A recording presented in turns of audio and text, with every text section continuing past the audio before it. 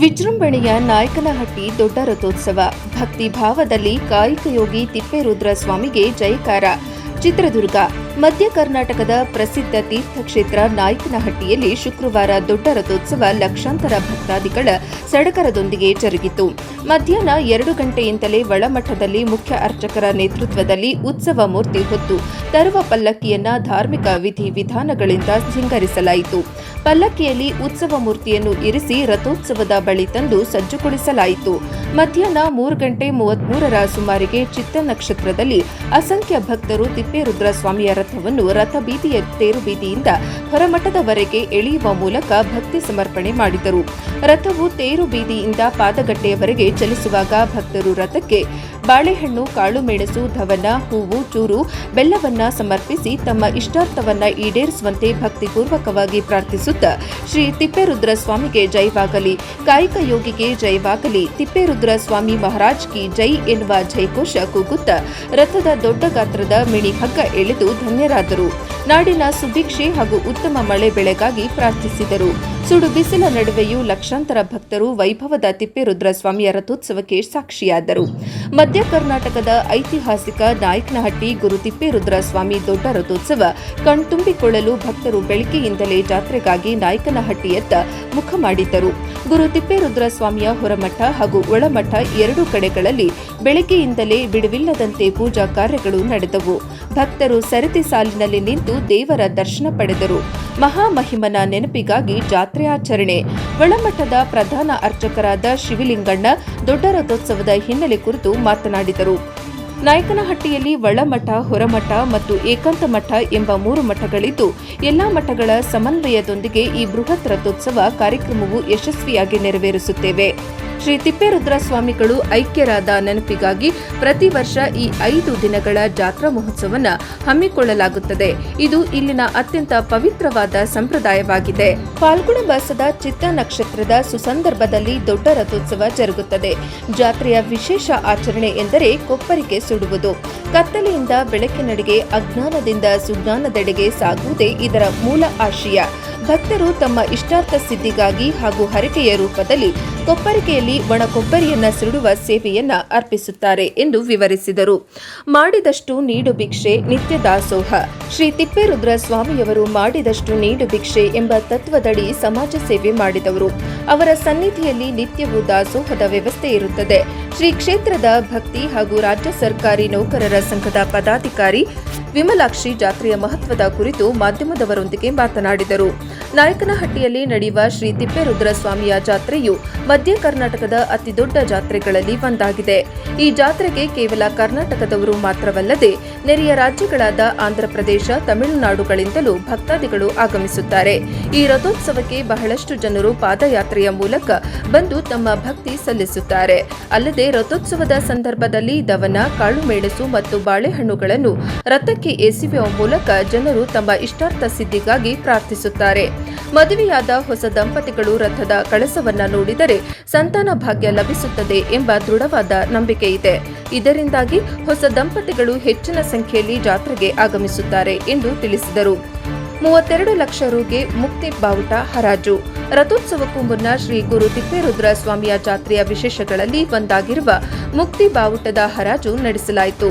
ಈ ವರ್ಷದ ಮುಕ್ತಿ ಬಾವುಟವನ್ನು ತುಮಕೂರು ಜಿಲ್ಲೆಯ ಶಿರಾ ತಾಲೂಕಿನ ಹೆಂಜಲಗೇರಿಯ ಶ್ರೀನಾಥ ಅವರು 32 ಲಕ್ಷ ರುಗಳಿಗೆ ಹರಾಜು ಮೂಲಕ ಪಡೆದುಕೊಂಡರು. ಈ ಸಂದರ್ಭದಲ್ಲಿ ಯೋಜನೆ ಮತ್ತು ಸಾಂಖ್ಯಿಕ ಸಚಿವರು ಹಾಗೂ ಜಿಲ್ಲಾ ಉಸ್ತುವಾರಿ ಸಚಿವ ಡಿ ಸುಧಾಕರ್, ಸಂಸದ ಗೋವಿಂದ ಕಾರಜೋಳ, ಕರ್ನಾಟಕ ರಾಜ್ಯ ಸಣ್ಣ ಕೈಗಾರಿಕೆಗಳ ಅಭಿವೃದ್ಧಿ ನಿಗಮದ ಅಧ್ಯಕ್ಷ ಹಾಗೂ ಚಳ್ಳಕೆರೆ ಶಾಸಕ ಟಿ ರಘುಮೂರ್ತಿ, ಮೊಳಕಾಲ್ಮೂರು ಶಾಸಕ ಎನ್ವೈ ಗೋಪಾಲಕೃಷ್ಣ, ಸಫಾಯಿ ಕರ್ಮಚಾರಿ ಆಯೋಗದ ಅಧ್ಯಕ್ಷ ಪಿ ರಘು, ದ್ರಾಕ್ಷಾರಸ ಮಂಡಳಿ ಅಧ್ಯಕ್ಷ ಡಾ ಬಿ ಯೋಗೇಶ್ ಬಾಬು, ಜಿಲ್ಲಾಧಿಕಾರಿ ಟಿ ವೆಂಕಟೇಶ್, ಜಿಲ್ಲಾ ಪೊಲೀಸ್ ವರಿಷ್ಠಾಧಿಕಾರಿ ರಂಜಿತ್ ಕುಮಾರ್ ಬಂಡಾರು, ಅಪರ ಜಿಲ್ಲಾಧಿಕಾರಿ ಬಿಟಿ ಕುಮಾರಸ್ವಾಮಿ, ಉಪವಿಭಾಗಾಧಿಕಾರಿ ಕೆಜೆ ಕಾಂತರಾಜ್, ದೇವಾಲಯದ ಕಾರ್ಯನಿರ್ವಾಹಕ ಅಧಿಕಾರಿ ಗಂಗಾಧರ್ ಸೇರಿದಂತೆ ಮತ್ತಿತರರು ಇದ್ದರು. ಹಲೋ ಎವ್ರಿವನ್, ನನ್ನ ಹೆಸರು ಸಿಂಧು ಅಂತ ಹೇಳಿ ಚಿತ್ರದುರ್ಗದಿಂದ ಬಂದಿರೋದು. ಸುಮಾರು ವರ್ಷಗಳಿಂದ ಕನಸಿತ್ತು ನಾಯಕನಹಟ್ಟಿ ಜಾತ್ರೆ ನೋಡ್ಬೇಕಂತೇಳಿ. ನೋಡ್ಬಿಟ್ಟು ಸಿಕ್ಕಾಬಿಟ್ಟು ಸಂತೋಷವಾಗಿ ಲಕ್ಷಾಂತರ ಜನ ಬಂದಿದ್ದಾರೆ. ಇಲ್ಲಿ ನೋಡೋದು ಒಂದು ಚಂದ. ಸೊ ಯಾರೆಲ್ಲ ನೋಡಿದ್ರೆ ತಪ್ಪೇ ಬಂದು ನೆಕ್ಸ್ಟ್ ವರ್ಷ ವಿಸಿಟ್ ಮಾಡಿಲ್ಲ ಅಂತ ಹೇಳ್ತೀನಿ. ಹಾಗೆ ತೇರಿಗೆ ಬಾಳೆಹಣ್ಣು ಎಸಿತಾ ಇದ್ದಾರೆ. ನಿಲ್ಲಿಸಿದ್ರೆ ಏನೋ ಒಂದು ಮನಸ್ಸಿಗೆ ಖುಷಿ, ಏನೋ ನಾವು ಅನ್ಕೊಂಡಿದ್ದಿಲ್ಲ ಆಗುತ್ತೆ ಅನ್ನೋದೇನೋ ಒಂಥರ ಫೀಲಿಂಗ್ ಅಷ್ಟೇ. ತುಂಬಾ ಚೆನ್ನಾಗಿ ನಡೀತದೆ. ನೀವೇ ನೋಡ್ತಿದ್ರೆ ಲಕ್ಷಾಂತರ ಜನ ಬಂದಿದ್ದಾರೆ. ಸೊ ತಿಪ್ಪೇರುದ್ರ ಸ್ವಾಮಿದು ತುಂಬಾನೇ ಮಹತ್ವ ಇದೆ. ಎಲ್ಲರೂ ಬಂದು ದೇವರ ಆಶೀರ್ವಾದ ಪಡೆಯಬೇಕಂತ ಕೇಳ್ತೀನಿ. ವಿಶೇಷವಾಗಿ ಹೇಳಿದ್ದಾರೆ, ಮಾಡಿದಷ್ಟು ನೀಡಬೇಕು ಅಂತ ಅದನ್ನು ಹೇಳೋದು. ಓಕೆ, ದೇವರು ಇಲ್ಲಿ ಹೇಳ್ತಾರೆ ಎಲ್ಲರೂ ಜನ ಮಾಡಿದಷ್ಟು ನೀಡಬೇಕು ಅಂತ ಹೇಳಿ. ಅದನ್ನ ಇಲ್ಲೆಲ್ಲರೂ ಜನ ತುಂಬಾನೇ ನಂಬ್ತಾರೆ. ಎಲ್ಲರೂ ಬಂದು ವಿಟ್ನೆಸ್ ಮಾಡಿ ಅಂತ ಕೇಳ್ತಾರೆ. ಸಿಂಧು ಅಂತ ಹೇಳಿ ನಿಮಗೆಲ್ಲ ಗೊತ್ತಿರೋ ಹಾಗೆ ಕೃಷಿ ಇಲಾಖೆ ವತಿಯಿಂದ ಕೃಷಿ ಭಾಗ್ಯ ಯೋಜನೆಯನ್ನು ನಾವು ಅನುಷ್ಠಾನ ಮಾಡ್ತಾ ಇದ್ದೀವಿ. ಈ ಒಂದು ಕೃಷಿ ಭಾಗ್ಯ ಯೋಜನೆಯ ಒಂದು ಮುಖ್ಯ ಉದ್ದೇಶ ಏನಪ್ಪ ಅಂತಂದರೆ ಮಳೆ ನೀರನ್ನು ನಾವು ಕಟಾವು ಮಾಡಿ ಕೃಷಿ ಹೊಂಡದಲ್ಲಿ ಶೇಖರಣೆಯನ್ನು ಮಾಡಿ ಸಂದಿಗ್ಧ ಪರಿಸ್ಥಿತಿಯಲ್ಲಿ ನಾವು ಲಘು ನೀರಾವರಿ ಘಟಕಗಳ ಮೂಲಕ ಬೆಳೆಗಳಿಗೆ ಹಾಯಿಸ್ತಕ್ಕಂಥದ್ದು ಈ ಒಂದು ಉದ್ದೇಶ ಆಗಿರುತ್ತೆ. ಈ ಒಂದು ಯೋಜನೆ ಅಡಿಯಲ್ಲಿ ನಾವು ಕೃಷಿ ಹೊಂಡ ನಿರ್ಮಾಣಕ್ಕೆ ಪರಿಶಿಷ್ಟ ಪಂಗಡ ಮತ್ತು ಪರಿಶಿಷ್ಟ ಜಾತಿ ಈ ಒಂದು ವರ್ಗದವರಿಗೆ ಶೇಕಡ 90% ಸಹಾಯಧನ ನೀಡ್ತೇವೆ. ಅದೇ ರೀತಿಯಾಗಿ ಮತ್ತು ಸಾಮಾನ್ಯ ವರ್ಗದವರಿಗೆ ಶೇಕಡ 80% ಸಹಾಯಧನವನ್ನು ನೀಡ್ತೇವೆ. ನೀವು ಇಲ್ಲಿ ನೋಡ್ಬೋದು. ಸೊ ಏನು ಕ್ಯಾಚ್ಮೆಂಟು ಈ ಒಂದು ಪ್ರದೇಶದಲ್ಲಿ ಬಂದಂಥ ನೀರು ನಮ್ಮ ಹೂಳುಬೋನಲ್ಲಿ ನೀರನ್ನು ತುಂಬಿ ನಾವು ಟಾರ್ಪಲ್ ಹಾಕಿರ್ತಕ್ಕಂಥ ಒಂದು ಕೃಷಿ ಹೊಂಡಕ್ಕೆ ನೀರನ್ನು ಸೇರ್ತದೆ. ಸೊ ಈ ಒಂದು ಟಾರ್ಪಲ್ ಕೂಡ ನಾವು ಶೇಕಡ 80 ಮತ್ತು 90% ರಿಯಾಯಿತಿ ದರದಲ್ಲಿ ನಾವು ರೈತರಿಗೆ ವಿತರಣೆಯನ್ನು ಮಾಡ್ತೇವೆ, ಸಾಮಾನ್ಯ ಮತ್ತು SCP TSP ವರ್ಗದವರಿಗೆ.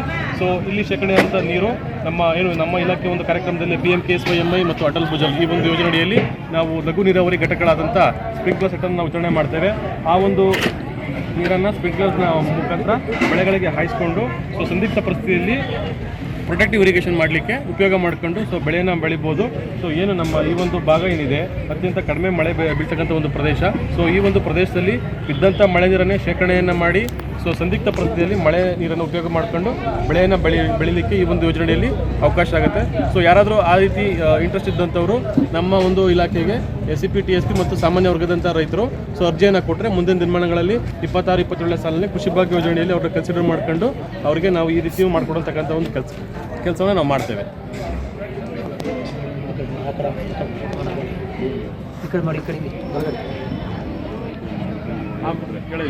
ಕೃಷಿ ಹೊಂಡ ಈ ಒಂದು ಕೃಷಿ ಭಾಗ್ಯ ಯೋಜನೆ ಅಡಿಯಲ್ಲಿ ಕೃಷಿ ಹೊಂಡ ಮಾಡ್ಕೊಂಡಂಥ ರೈತರು ಕಡ್ಡಾಯವಾಗಿ ಏನು ಈ ಕೃಷಿ ಹೊಂಡ ಸುತ್ತ ತಂತಿ ಬೇಲಿ ನಿರ್ಮಾಣ ಮಾಡ್ಕೊಳ್ಳೇಬೇಕು.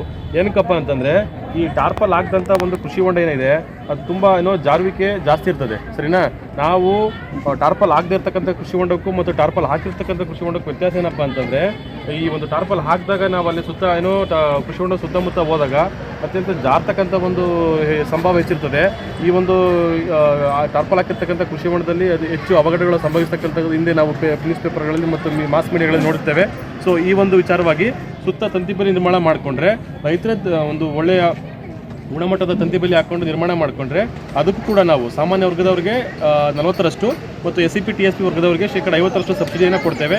ಸೊ ಇದರಿಂದ ಏನಾಗುತ್ತೆ, ದನ ಕರುಗಳು ಮತ್ತು ಹೆಂಗಸರು ಮಕ್ಕಳುಗಳು ಏನಾದರೂ ಅಲ್ಲಿ ಕೃಷಿ ಹೊಂಡಕ್ಕೆ ಬಿದ್ದು ಅವಘಡ ಆಗ್ತಕ್ಕಂಥದ್ದು ತಪ್ಪುತ್ತೆ. ಸೊ ಹಾಗಾಗಿ ಈ ಒಂದು ಕೃಷಿ ಭಾಗ್ಯ ಯೋಜನೆ ಅಡಿಯಲ್ಲಿ ಮಾಡ್ತಕ್ಕಂಥ ಕೃಷಿ ಹೊಂಡಗಳಿಗೆ ಕಂಪಲ್ಸರಿಯಾಗಿ ನಾವು ತಂತಿಬೇಲಿ ನಿರ್ಮಾಣ ಮಾಡಿಕೊಳ್ಳೇಬೇಕು.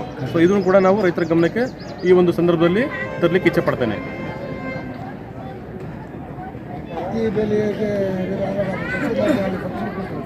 ಅಂದರೆ ಕೃಷಿ ಹೊಂಡಕ್ಕೆ ಮಾತ್ರ ಯಾಕೆಂತಂದ್ರೆ ಯಾರು ಕೂಡ ಹೊರಗಡೆ ಹೋಗಿ ಅಥವಾ ಅಚಾನಕ್ಕಾಗಿ ಬೀಳಬಾರ್ದು ಅಥವಾ